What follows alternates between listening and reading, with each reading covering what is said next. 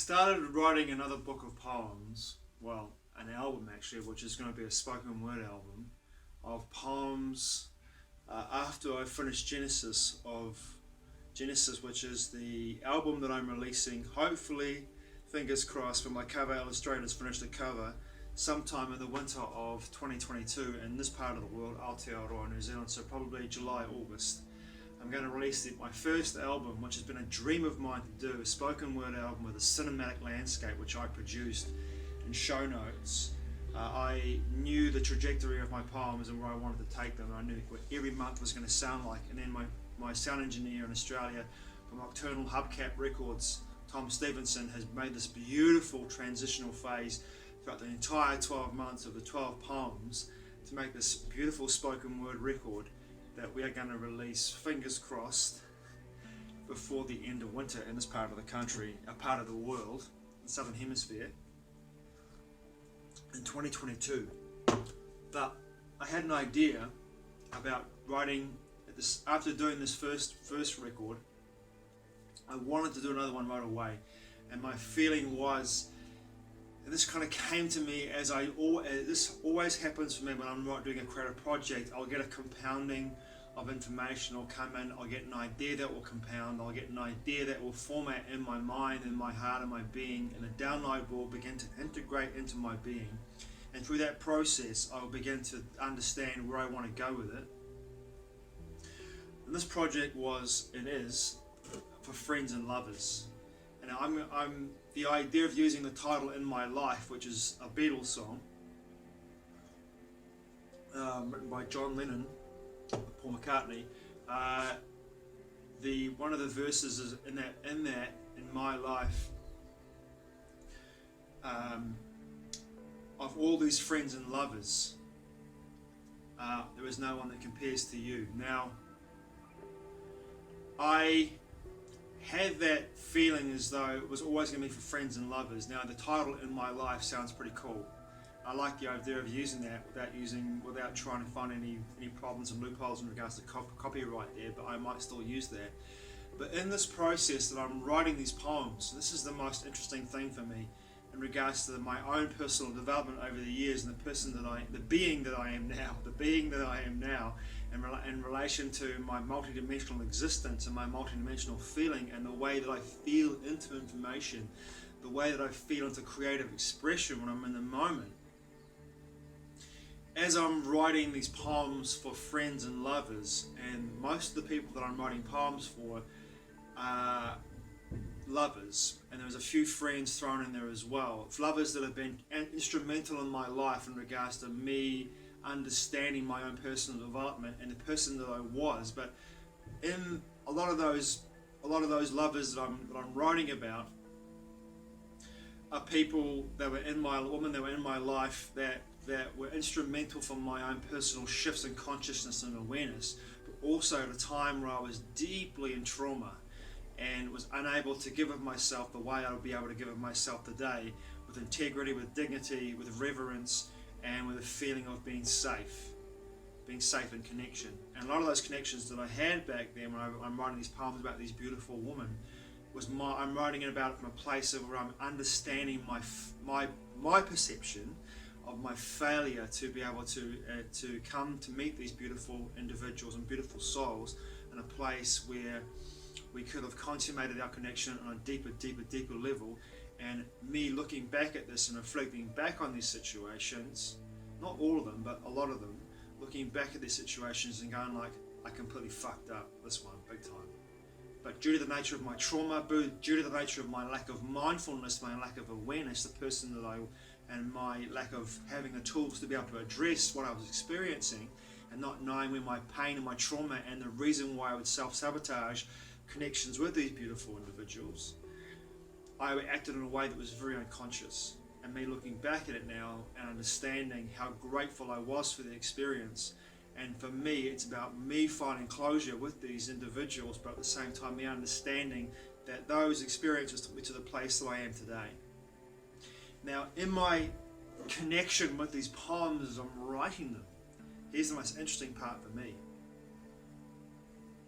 As I'm writing these poems, I'm literally transported back to the places and the memories of these experiences. And I'm actually, for me, it's like an integrative experience of enmeshing myself in that part of my life again and experience it from a very different perspective, experience it from how I feel, my sensitivity, my awareness, my mindfulness in this moment, and shifting my consciousness back into my body at that time when I'm writing these poems, and having this overlay and seeing myself act in the way that I was when I was living this life, living this experience, having these moments with these beautiful individuals, friends and lovers, and seeing myself acting in these ways, and just being bemused by my actions and and often horrified. To be honest, be horrified with my actions and my words and the way I was living my life and how I was acting towards individuals that gave me their hearts and opened their hearts freely. This woman that opened the portal of their hearts to me deeply, responsively, and powerfully with reverence, and me unable to meet them there. And me also forgiving myself for not being able to have these experiences, meet these beautiful women in these places. But also in regards to my friends that I've written about, to understand how powerful my connections were with these individuals, these souls that came into my life, and what they meant to me. How they changed my life for the better by being in my life, how generous, how kind, how humorous, how wonderful these people were, and how grateful I am that these people were in my life at the time that they were in my life. Now, friends come and go, and I've got literally no friends that I'm across the world that I'm connected to, that I was very deep with in regards to the connections for the last 20, 30 years. None really whatsoever. We've all moved on, we've all got our own lives, we've all shifted and moved in our perceptions of existence. We're all very different individuals. And I've reached out to a few of them and told them I'm writing poems for them, and at some point I look forward to giving them the albums so they can listen to their poems and see the musical kaleidoscope that I'm going to create with this collection of poems. But a really interesting fact in regards to my process as I'm doing this is that I am really struggling, and this has probably got to do more about, it's obviously got more to do with me than anything else, but I've been in Aotearoa, New Zealand for 20 years, almost 20 years. We're 20 years in November 2022. And I really have no one in my life in the last 20 years in regards to friends that I really feel inspired to write poems about who I've met in this country.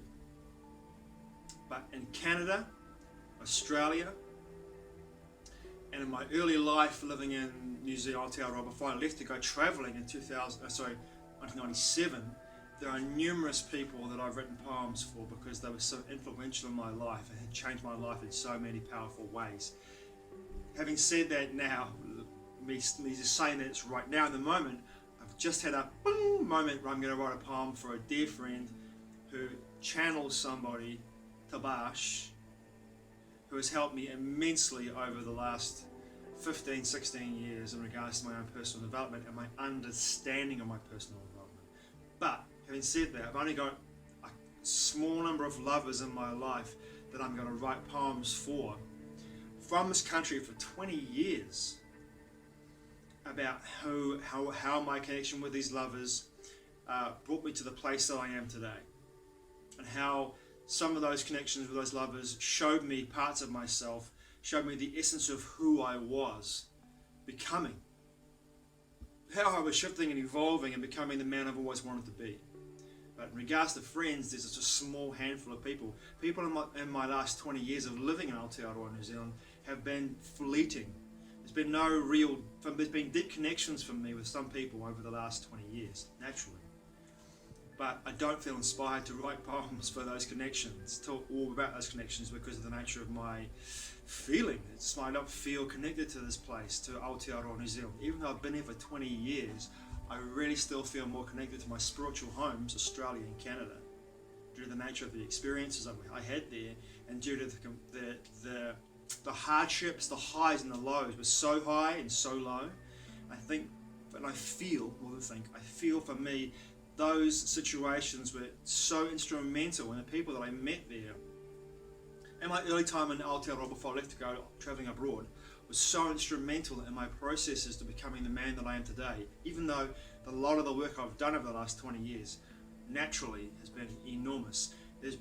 I've had so many people come into my life in the last 20 years, so many, and the ones that have come into my life generally for the most intense times have been so intense and so short and powerful, and boop, they're gone, boop, they're gone. Or I've just don't really feel a connection to them enough to be able to write poems for them, which to me is just quite bizarre. But it's the truth. It's the truth. And it's a beautiful feeling to come to a place where you can have closure, for me, to have the closure, and my closure being a creative one, where I can bring into my life this powerful notion, where I can have this beautiful creative expression, and then have this imagination in regards to bringing into my life the show notes, which will be able to create the cinematic landscape across this book of poems that will tie together my own understanding of me being this person and becoming that person over this whole time that I'm writing these poems for these beautiful souls that come into my life. And this creative adventure for me is something that I've wanted to do for such a long time, and to be able to do it now and do it the way that I am doing it with an amazing sound engineer in Australia, Nocturnal Hubcap Records, Tom Stephanson, is a blessing for me. And I truly feel every fibre of my being that this direction that I'm moving into with Oho Ake is, yeah, it's something special for me. And I really feel as though I'm achieving once again another aspect of my creative journey that I've always wanted to achieve and create and to express, and that to me is massive, massive. So to those people who watch this video and who also get poems in this album, I love you all so very much. I apologize for the being that I was, the being that I am today.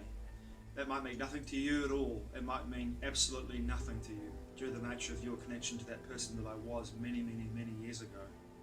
But who I am now, I look back at those experiences and I say, if it wasn't for you and being in my life the way that you were, my friends and my lovers, I would not be the man that I am today. So thank you so much. From every fibre of my being and my heart, thank you. Matewa. I'll see you again soon.